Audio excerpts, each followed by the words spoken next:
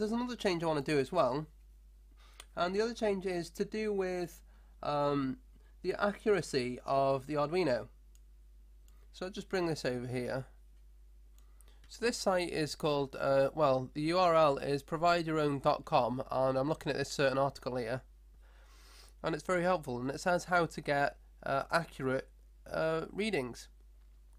So anyway, I mean, I don't really want to go into this explaining it and all that, but basically there's an internal reference, which my understanding is that the internal reference will result in 1.1 if the VCC is exactly 5.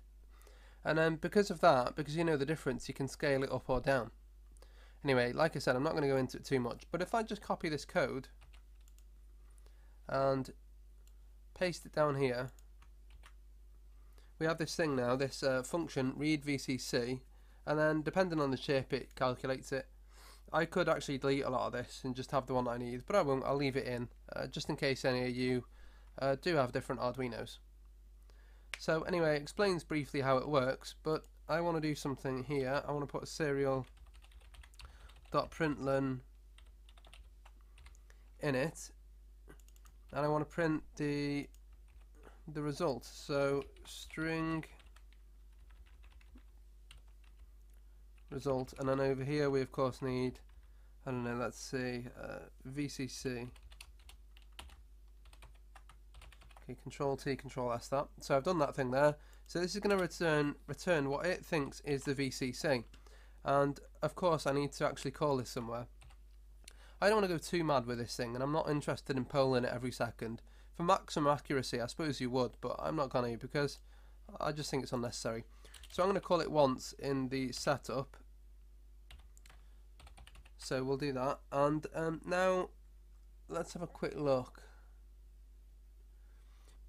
I need to actually make this thing useful and make it go into this device voltage, and then work out the you know, VPP. So they are no longer const. Let's just copy them. Well, I'll set that to nothing for the time being. I'll set that to nothing as well. And then let's go down here to read VCC. Read VCC is now going to be something like set, I don't know, set VPP or something like that. So set VPP. Set VPP, voltage per point, or voltage per count. So set VPP, set VPP, and then down here we'll add these two in. Let's get rid of that, get rid of that. So device voltage equals result divided by 1000, because we don't want millivolts, we want volts. And then VPP equals device voltage divided by 1024. So that's pretty easy, and that should return the values that we need. Now I'm just thinking, actually, does device voltage actually need to be there? I'm not sure if it does, because the only one we use is this one. So let's have a quick look. Device voltage. No, it doesn't need to be there. So let's get rid of that. So we've only got VPP. So yeah, that doesn't need to be there. Control T, Control S, and basically what this will do is this will set our voltage per point, or voltage per count, on setup, and it will be dependent on the power which is supplied to it. So providing you don't you know, you don't change the power source, which is really unlikely anyway, you should get a really good accuracy with this thing.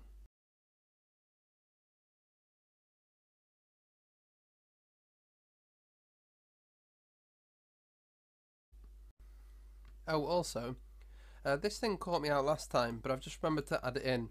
Because there are two longs here, or an int and a long, we need to cast one of them as a float, otherwise the decimal parts, or the precision, or whatever you want to call it, won't get stored into here, so we need to do that too.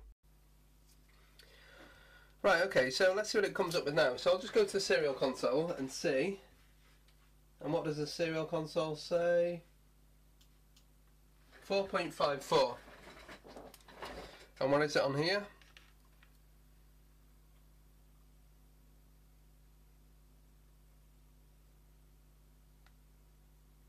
4.58, so 40 millivolts out. Anyway, so this is the voltage that matters. 3.73. So what does the voltmeter say? And it says 3.77. That's right, so it is 40 millivolts out. So I suppose I could just, oh no, hang on a minute though actually, hang on, what about the other voltmeter?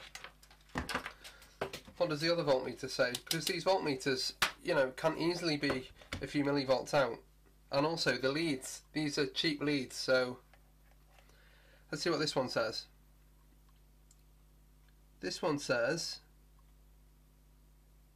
4.55. And what does it say for the voltage? 3.74, 3.75. So, I'm inclined to think that this is probably spot on. 3.74 or 5, yeah. Now it just depends on, you know, how I calibrate my voltmeter. I mean, which, you know, the internal voltmeter here, what do I calibrate it against? That's the thing. I mean, there's a degree of inaccuracy in all of these voltmeters, so I don't know. I think I'm inclined to leave it as it is.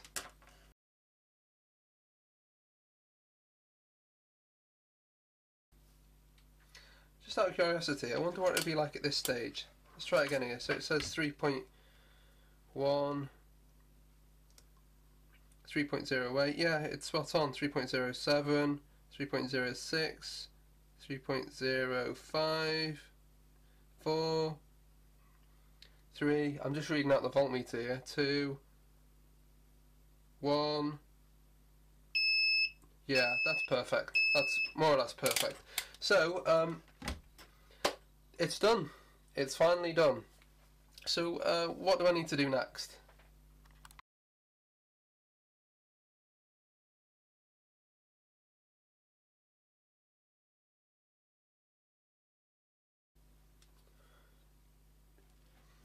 So, I suppose the most sensible thing to do now is to do another test. Since the other one failed, I suppose it makes sense. So, I've just put a cell in now. It's a bit silly, but this cell isn't fully charged. It's about 4 volts or something like that. So, insert cell now and when ready. Let me just double check the voltage. If the voltage is wrong here, we've got problems, of course. 3.99, absolutely perfect, spot on. So, let's give it a discharge and see what happens. So this is the second test now. Second test. And we've got a loose connection, it looks like.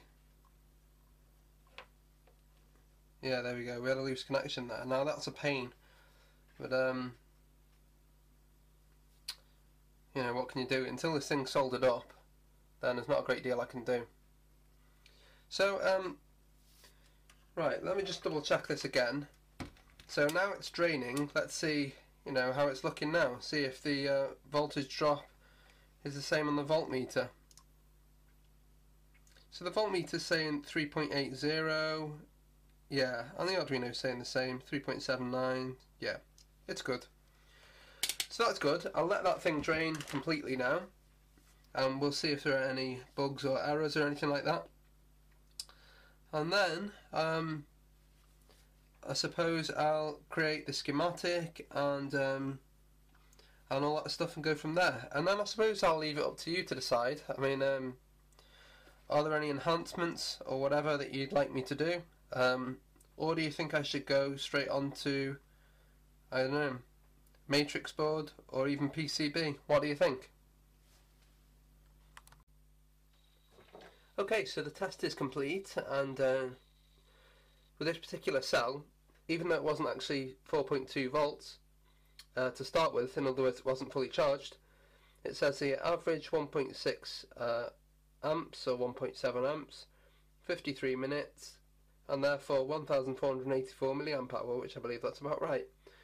So yeah, it seems to be done. So my observations over the whole process were that the MOSFET got hot. I didn't measure it, but it was very hot. I think it's probably about 80 or 70 or something like that degrees Celsius. So you could either use another MOSFET or maybe a heatsink.